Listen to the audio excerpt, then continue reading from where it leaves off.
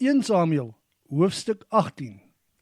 En Dawid het klaar met Saul gepraat, en Jonathan het sommer dadelik baie van Dawid gehou, sodat daar 'n hegte vriendskapsband tussen hulle ontstaan het. Daardie dag het Saul vir Dawid met hom saamgeneem en hom nie toegelaat om terug huis toe te gaan nie. Omdat Jonathan baie geheg geraak het aan Dawid, het hy met hom 'n ooreenkoms gesluit. Daarby het Jonathan die mantel wat hy gedra het, sy wapenuitrusting, swaard, boog en gordel aan Dawid gegee. En Dawid het op elke veldtog uitgetrek waarop Saul hom gestuur het en was baie suksesvol. Daarom het Saul hom die bevelvoerder oor sy krygsmanne gemaak. Almal, die volk sowel as Saul se amptenare, was baie tevrede daarmee. En na die oorwinning oor die Filistyne, toe Dawid saam met Saul tuis kom, het die vroue van die stede bymekaar gekom, koning Saul tegemoet, en met sang, dans, gejubel, tamboeryne en 3-snarige instrumente hom begroet. Baie vrolik het die vroue gesing. Saul verslaan duisende, maar Dawid 10.000. Dit het Saul woedend gemaak, want hy die woorde as 'n belediging beskou. Toe sê hy, die 10.000 gee hulle vir Dawid, maar ek kry net die 1000. Hy kort nog net die koningskap. Van daardie oomblik af het Saul nie meer vir Dawid vertrou nie. Die dag daarna het 'n bose gees van God weer vir Saul getreiter. Hy was rasend in sy huis.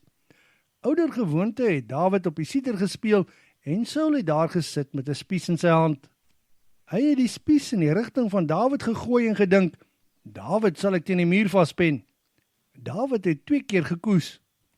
Die Here was met Dawid, maar het van Saul af weggegaan, en dit het Saul baie bang gemaak vir Dawid.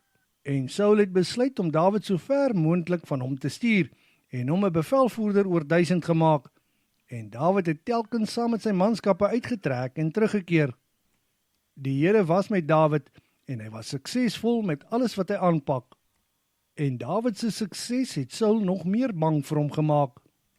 Israel en Juda was baie lief vir Dawid, omdat hy saam met sy manskappe uitgetrek en teruggekeer het.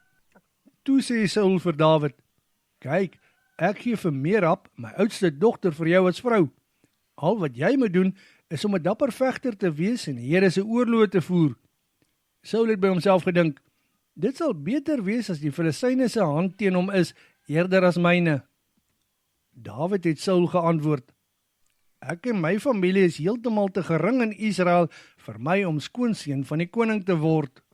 Maar toe die tyd nader kom om Merab, die dogter van Saul, aan Dawid as vrou te gee, is sy egter aan Adriel, wat van Megola afkom, gegee. Saul se jonger dogter, Michal, was egter verlief op Dawid. Toe Saul daarvan hoor, was dit goed in sy oë. Want hy het by homself gedink, dit is beter ek gee haar vir hom om sodoende vir hom 'n stryk te stel.